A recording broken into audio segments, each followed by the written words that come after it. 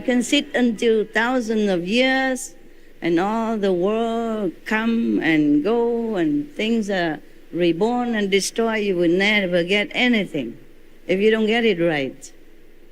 Similar, nowadays we have these numeral lock, no?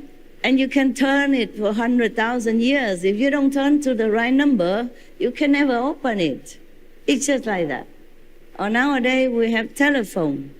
If you just push one number wrong, you won't get the person you want, right? Or email, or whatever, you name it. Or television, radio, you have to turn to the right frequency.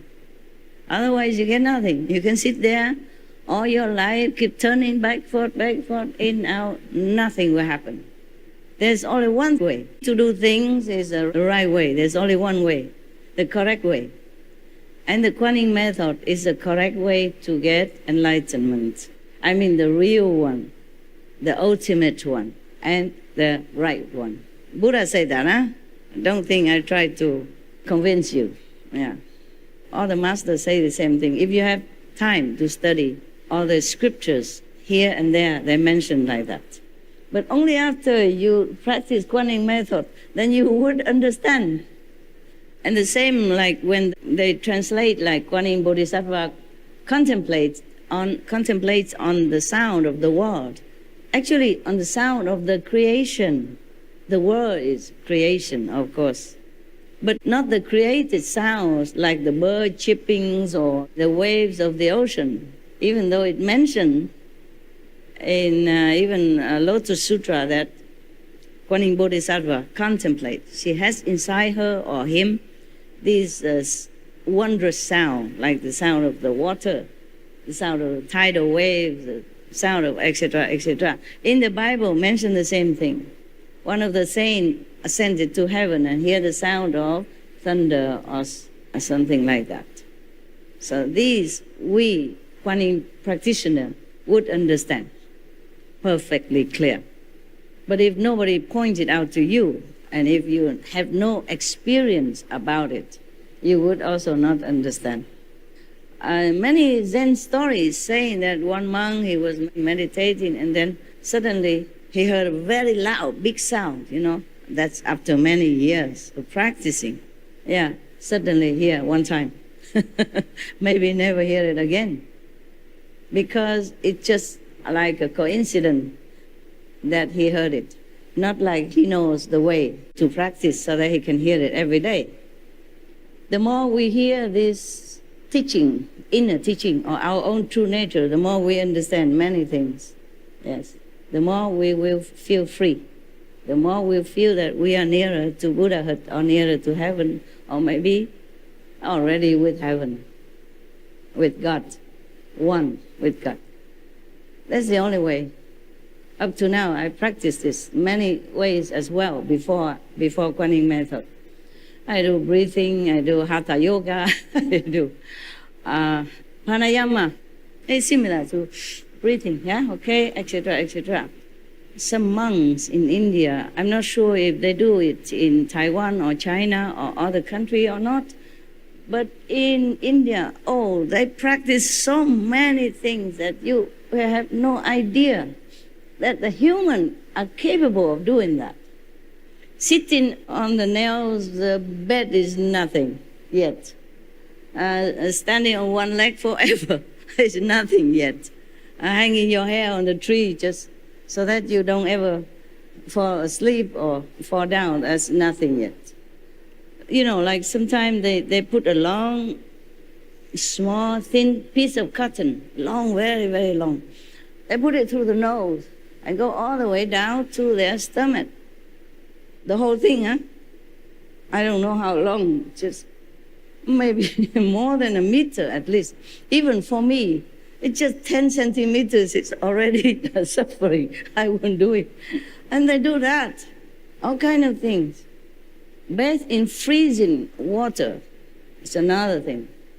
In the Ganges, freezing water. Well, that I did. I thought maybe to clean my karma.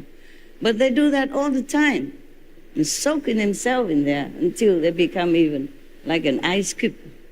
Or burning under the Indian high summer sun with the fire around it as well. And the summer sun in India, some place they can burn your skin, 1st or 2nd degree even, if you sit too long. But they do that all the time. Of course, maybe slowly get used to it, not like immediately shave the head and go sit under the sun for hours on end. It's not like that. But still, it's still very, very, very harsh, the sun of India. No? I almost died because of Indian sun. I went to Bodh Gaya, in my wandering time to see Buddha's Bodhi tree. It was in May. It wasn't high summer yet. And then I walked. I didn't know. I didn't think too much. I normally don't think too much. I go to the Himalaya alone, also didn't think much. I go under the summer sun, I also didn't think much. It's just too much focus, on my goal. And I got sunstroke. I almost died on the street. Because when you walk in such a sun, it's like you climb in the Himalaya mountain, or the Sumeru, Yeah, you cannot even walk. You walk is like you walk in a dream, You cannot even walk. You walk like you carry mountains on your shoulder. Every step is like so laborious. I don't know why I did that. Just too young. Too young and too idealistic. I did not think too much about the outer effect or the outer situation. I just want to do what I do, and I forgot that. And I almost died. Luckily, I dragged myself into somewhere, and then it was a temple. Yeah, and then I take a rest for a while. That's the first time. The second time, I almost died again and found another temple. The first temple was tended by an Indian man, but he cooked vegan for me. Just congee and some of the... I told you this story already, maybe a little bit more elaborate now as I remember it. And then I said, how did you know how to cook rice congee? He said, my master taught me. I said, who is your master? A Taiwanese monk. I was very lucky. I almost died. Without this food and without the shade to rest, well, even with that, I went to see the Buddha Bodh Gaya. I went to see the Bodhi tree before I died, before I almost died on the way back, And then in front of the temple, I almost collapsed. And the man took me in, gave me, thing to drink, and I didn't even have anything to drink with me. They don't sell things on the road, all the time, I was walking. It was not that convenient.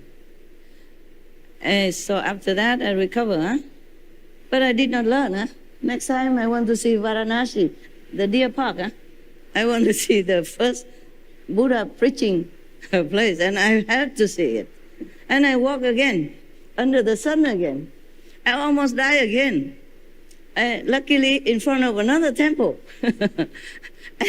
That temple is actually is a Tibetan temple. And Tibetan monks, not all of them are vegetarian, Yeah, almost all of them, most of them are not vegetarian. They eat what is offered to them, yeah? Of course, they're not picky, or nothing like that, but same with Thai monk or Cambodian monk, Miandian monks, many of them are not vegetarian. So I collapsed in front of I can't remember what temple looked like. It's just because I was very sick already, I could hardly walk, breathing difficulty, fever. And I almost collapsed there. And then a Tibetan monk came out and took me in and put me on his bed and covered me with like a mosquito net kind of, it's a big one, like a tent, but smaller, you cover, then you sleep. So you don't have to hang it, they make it like that. Similar to some people, they make like a mosquito net, but smaller, like a half round, and then they cover the food, in summer. So the insects don't spoil it, okay? Similar like that, but bigger. Enough for me. He covered me from head to toe. And he let me stay there. And he said, oh my God, fever. The worst thing is that I already had fever. And then I went in the temple and I took a shower. The water there is boiling hot because it's the sun. And all the pipes are heated also. I didn't know that. I just took a shower. It made me even hotter. I keep feeling burn everywhere. It's not like the skin come off or anything, but it was really very, very painful. The monk took care of me like a father. I never forgot. And then he said, you must eat something. I cook something for you. I said, no, I'm not eating any meat. He said, no, I am also a vegetarian. A Tibetan monk. And you found it there, vegetarian, believe me or not. Yeah, I always collapse in front of vegetarian temple. It's funny. Actually vegan, there's nothing, just some dry protein and a little japchae, vegetable, japchae. I still remember that word, japchae means vegetable in India. And just a little bit like that. And then I recovered slowly, and he gave me medicine and stuff. Such a kind monk he was, yeah. Otherwise, maybe I die already, yes. Because at night, when I was walking around, before I reached Deer Park, I was walking around and find somewhere to sleep. I cannot find anywhere. So I slept outside, I slept outside in the open, alone. And the mosquito or some insect is also giving me some present, make it even worse. Yeah, I was a natural ascetic because there's no choice. Drinking Ganges River, when on the higher side of the river there was some leprosy people living there, and nothing happened to me. I drink all kind of water, nothing happened. It's just the sun. Just make trouble. But that did not give me any enlightenment. All this kind of asceticism. It's just natural. Number one, I didn't have a lot of money. Number two, I did not have enough facility to cook. Yeah. Number three, I don't have anywhere to cook. I cannot carry a lot of stuff because I'm small. I can only have one blanket. Or the sleeping bag at that time. And just 2 pair of clothes, similar like this. Punjabi clothes, yeah, that's all. And a staff, of course. For walking, yeah. On the mountain road, you need it. You need it very much. For climbing up and coming down, to balance yourself. Otherwise, if you just walk alone without a staff, you might slip, okay? Yeah. Either going up, slipping down, or going down and slipping down. Yeah. So that's all I have. So you can see many monks in India, they have a staff also for that. Yeah. So do you have enough asceticism yet? Because the master will teach you more than I can say, more than I have done. The master Mahavira will teach you more. That is just a prelude, okay? Just appetizer for you. Now come the real thing. I don't know if anyone in the history of mankind could have done or could be doing or will be doing such an asceticism, such a sacrifice like the Lord Mahavira, okay? That's why I want to read it to you. By the way, we have to thank the society who made it. That's society is called Sunny Publications in New Delhi. We really thank them. And if we can find them, we will offer some financial offering so that they can continue publishing more books to spread the teaching of Lord Mahavira. We thank them, huh?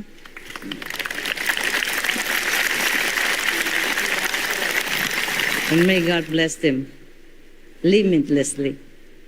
Okay, now it is the great renunciation.